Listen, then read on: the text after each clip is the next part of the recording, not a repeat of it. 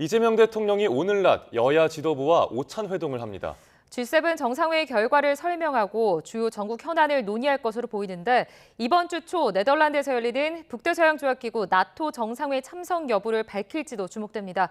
취재기자 연결해 보겠습니다. 강진원 기자. 네, 용산 대통령실에 나와 있습니다. 네, 이재명 대통령과 여야 지도부의 오찬, 오늘 언제 어디서 진행됩니까? 네, 이재명 대통령은 오늘 낮 12시 대통령 관저에서 양당 지도부를 만납니다. 더불어민주당에선 김병기 당대표 직무대행 겸 원내대표가 자리를 함께하고요. 국민의힘에선 김용태 비상대책위원장과 송원석 원내대표가 참석합니다. 이 대통령이 여야 지도부와 오찬 회동을 하는 건 취임 선서 당일인 지난 4일 국회에서 각 당 대표와 점심을 함께한 이후 18일 만입니다. 애초 이르면 7월 초쯤으로 예상됐던 만남 시기가 당겨진 데는 이 대통령의 의중이 반영된 것으로 확인됐습니다.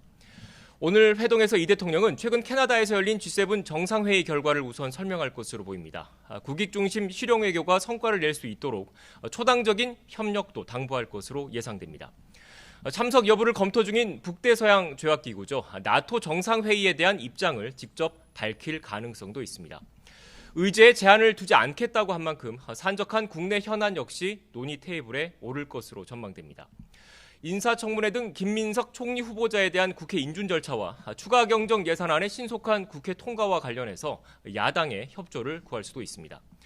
이른바 3대 특검 등 민감한 정치 현안과 여야 협치 관련 이야기 또한 오갈 것이란 관측이 많습니다. 네, 강 기자가 앞서 북대서양 조약기구 나토 관련 이야기를 잠깐 했었는데 이 대통령의 나토 정상회의 참석 여부도 주목되죠?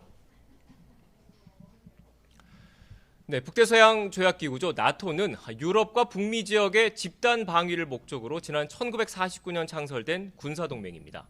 구소련에 이어서 러시아를 견제하는 성격이 짙습니다. 나토는 지난 2022년 러시아가 우크라이나를 침공한 이후 인도-태평양 지역 우방과 안보 협력 강화를 모색해왔습니다. 한국과 일본, 호주, 뉴질랜드 등 4개국 정상을 꾸준히 초청한 건데요. 처음 초대받은 윤석열 전 대통령은 지난 2022년부터 3년 연속 회의에 참석했고 이재명 대통령도 초청장을 받은 상태입니다.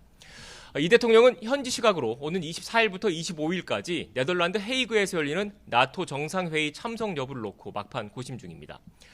특히 G7 정상회의에서 트럼프 미국 대통령과 첫 대면이 무산된 만큼 나토 회의에 참석해 한미 정상회담을 다시 추진할 거란 관측에 무게가 실리고 있습니다.